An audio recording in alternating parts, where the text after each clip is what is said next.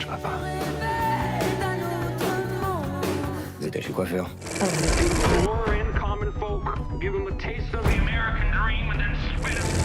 Oğlum İstanbul dediğin 20 milyonluk şehir. Sen deryasında insan mı bulunur hiç? Karşıma alıp bunu sormazsam, ben sana ne yaptım demezsem hayat boyu içimde kalacak. Juste une illusion, chronique des années 80, signé Éric Toledano, Olivier Nakache, La corde au cou, l'histoire vraie d'une prise d'otage aux États-Unis par Gus Van Sant.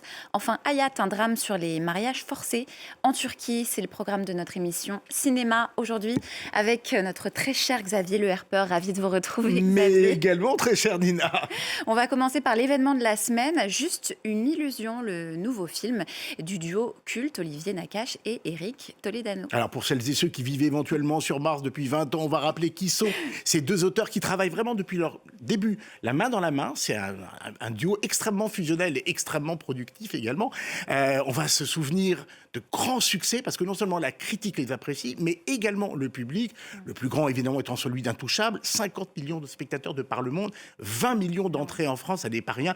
Mais Le sens de la fête, tous les films de Toledano, Nakache, on a presque envie comme ça d'inventer une contraction pour les désigner, sont des succès. Les gens les reconnaissent au nom. Généralement, les noms des réalisateurs de comédie s'oublient un tout petit peu au détriment des titres. Non, on sait que voilà, avec eux, on va raconter quelque chose. Et effectivement, il y a toujours un fond, il y a toujours une forme extrêmement agréable. Nous sommes là dans leur enfance, on va dire, ils l'assument, hein, ils le revendiquent, en 1985. Et nous allons suivre un jeune garçon, Vincent, qui vit avec ses parents et son frère, un frère un peu quand même, on va dire, désobéissant, en proche banlieue.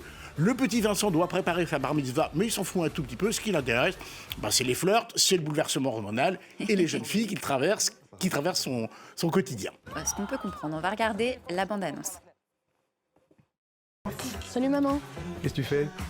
Un ping-pong. Je crois qu'au niveau parfum, on est pas mal, hein? Ça s'appelle comment?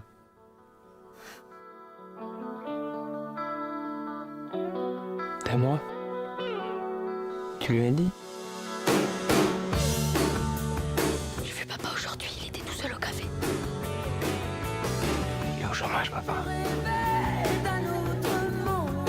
Vous êtes chez coiffeur. Ah, vous êtes observateur? Bah écoutez Sandrine, permettez-moi que je me permette. Voilà, vous y allez en douceur. Voilà. Oui, bon, monsieur Berger, je crois que ma femme a compris le principe. On le voit, c'est très nostalgique. Alors, est-ce que Très coloré. ce nouvel opus est à la hauteur de la prestigieuse réputation des réalisateurs? Bah oui, complètement, cette illusion, elle pétille de plaisir. Alors déjà, il y a celui de la reconstitution des années 80, avec les tubes, on a entendu Imagination, Juste une illusion, Just an Illusion, ou Téléphone, des tenues assez improbables quand même, bravo aux comédiennes et comédiens qui ont assumé de les porter, mais toujours... Chez Toledano et Nakache, il y a un arrière-fond, il y a une deuxième partie dans le plan.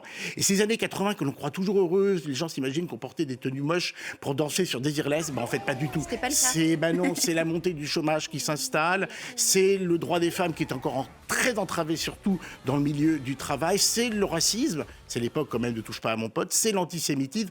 Donc on était en train de payer un tout petit peu la fin de l'utopie égalitaire de la Deuxième Guerre mondiale et de mai 68. Donc l'époque est quand même beaucoup plus, j'allais dire, noire qu'elle ne semble, même si elle est pétillante et colorée. Et puis le troisième plaisir, c'est les comédiennes et les comédiens. Camille Cotin, Louis Garrel, couple improbable de parents dépassés, ils sont formidables. Pierre Lotin, c'est le 28e film avec Pierre Lotin ce mois-ci, mais on apprécie toujours effectivement le plaisir de le retrouver. Et puis le jeune Simon Boublil, qu'on avait vu dans Du Cobu, ou pas vu d'ailleurs, en ce qui me concerne, et qui est dans le rôle de Vincent absolument formidable, attachant, drôle, tout à fait à la hauteur du film. Ok, donc juste une illusion, on y va. Autre événement de la semaine, Xavier, La corde au cou, signé par un grand auteur, là aussi, du cinéma américain, cette fois, qui fait un retour enthousiasmant, c'est Gus Van Sant.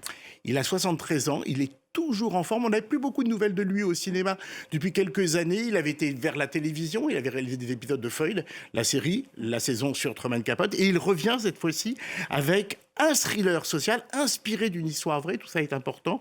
C'est celle de Tony Kiritsis, un homme ruiné à cause d'un emprunt. Nous sommes en 1977 et à Indianapolis, il va prendre en otage le fils du courtier qui justement l'a mené jusqu'à la ruine. Il réclame 5 millions de dollars, mais surtout des excuses. C'est quand même la revanche de la dignité bafouée d'un jeune homme. Et la télévision va très vite s'intéresser, locale puis nationale, à cette prise d'otage, 63 heures en quasi-direct, et elle va évidemment déchirer l'Amérique. Alors on regarde à quoi ça ressemble et on écoute votre critique juste après. Talk to me. I'm not a rich man. I'm a poor man. And that never bothered me. But these people betrayed me. These people lure in common folk, give them a taste of the American dream, and then spit them right out. I hate you, Tony. I'm a man that's fighting for everything that he owns, sir. And I'm not going to be intimidated or humiliated by anyone. I want a written agreement. I want my debt forgiven. I want an apology.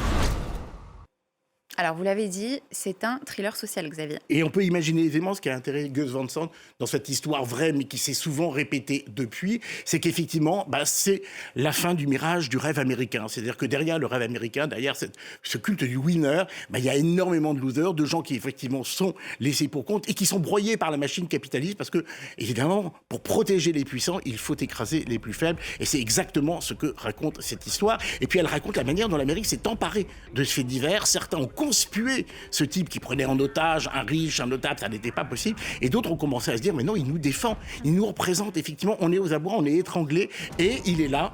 Et d'une manière comme une autre, il incarne notre silence et la manière dont nous sommes bafoués. Donc, grand film. Un mot peut-être sur Bill Skarsgård, l'interprète principal de cette corde au cou. Alors, c'est pas une révélation puisqu'on le connaissait, mais on le connaissait surtout pour des films dans les cinémas de genre. Il avait été le clown morbide dans ça, les 2 chapitres. Il avait été The Crown aussi, ce vengeur venu des limbes. Et puis, dernièrement, il était également Nosferatu dans la version de Robert Eggers. Et là, il est absolument bouleversant. Plus de maquillage, magnifique dans ce rôle d'homme aux abois, désespéré, et pour lequel on a une empathie immédiate. Ah, vous me donnez envie d'y aller. Alors, votre autre coup de cœur de la semaine, Xavier, c'est Hayat, un film turc signé Zeki Demirkubuz.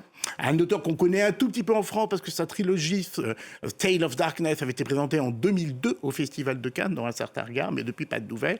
C'est un film extrêmement important qui a été vu par plus de 100 000 spectateurs en Turquie, ce qui pour un drame intimiste de 2h20 est quand même déjà un exploit. Et puis c'est un film effectivement qui annonce franchement sa couleur. C'est un film féministe puisqu'on y suit, ou plutôt on n'y suit pas, le destin d'une femme qui a fui son mariage forcé à quelques heures de la noce, et le film s'ouvre sur son époux qui va partir à sa recherche.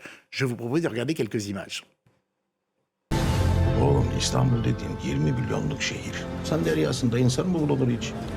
Karşıma alıp bunu sormazsam, ben sana ne yaptım demezsem hayat boyu içimde kalacak. Belki bir taneye neden çıkar. Anasına babasına polise haber verir diye de adını Gizem diye değiştirdi. Eşit olup olmadığını bile bilmediğimiz bir kıza güvenemedik. Yani hep böyle, hep aynı yerde. Ertesi gün ne olacağı belli bir şekilde. Bazen kafam öyle karışıyor ki deliriyorum zannediyorum.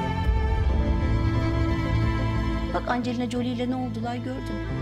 Brad Pitt'le bile evlensen en fazla bir bilemedin 2 sene ondan sonra.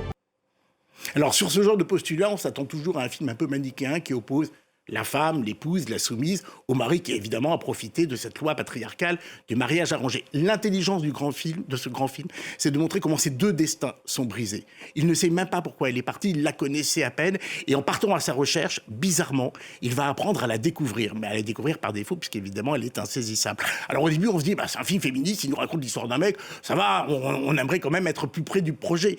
Et en fait, c'est une très bonne idée, parce que cette absence, ce mystère, cet effacement, c'est exactement celui que subissent les femmes. Et puis raconter aussi l'histoire de l'homme autant brisé qu'elle, de cette culture patriarcale du mariage arrangé, c'est vraiment dire qu'aujourd'hui, il y a une nouvelle génération d'hommes, de garçons, qui se dressent aussi contre cela, qui veut inverser les choses. Donc c'est pas un film de règlement de compte, c'est un film de réconciliation, et en même temps, c'est un film de grande lucidité sociétale. Encore une fois, 100 000 entrées, énormément de débats autour du film. Donc il a complètement réussi son coup, mais il a aussi réussi son coup cinématographiquement. Le film est bouleversant. C'est vrai que ça donne envie aussi. Xavier, on termine avec une comédie romantique française, Une fille en or. Qui est signée Jean-Luc Gagé. Alors, pour mémoire, c'était le scénariste de la regrettée Solveig Anspar qui a écrit quelques-unes des très très belles comédies dans les années 2000-2010 et puis qui malheureusement a disparu à cause de la maladie et dans lesquelles elle mélangeait habilement la comédie et la mélancolie. C'est exactement ce qu'on retrouve dans Une fille en or. C'est une vraie comédie romantique. On est sur leur lieu de travail et une jeune fille fantasque qui doute de tout, qui n'est pas très apte, j'allais dire, au monde du travail, rencontre son patron qui est son contraire exact. C'est un homme raide comme un piquet, absolument.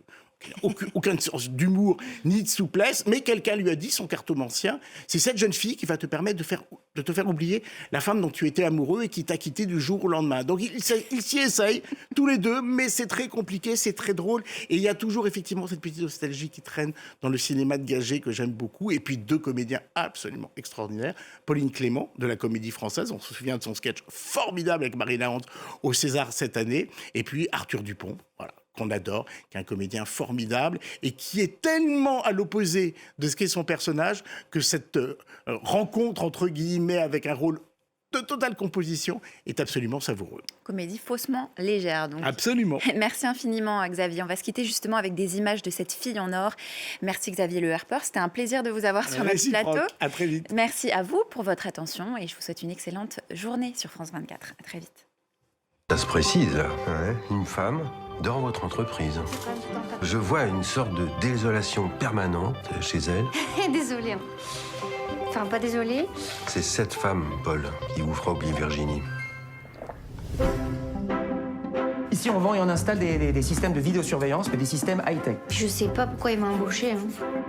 Je sens qu'il prend sur lui, mais en fait, il boue. Ah, mais c'est pas possible, ça.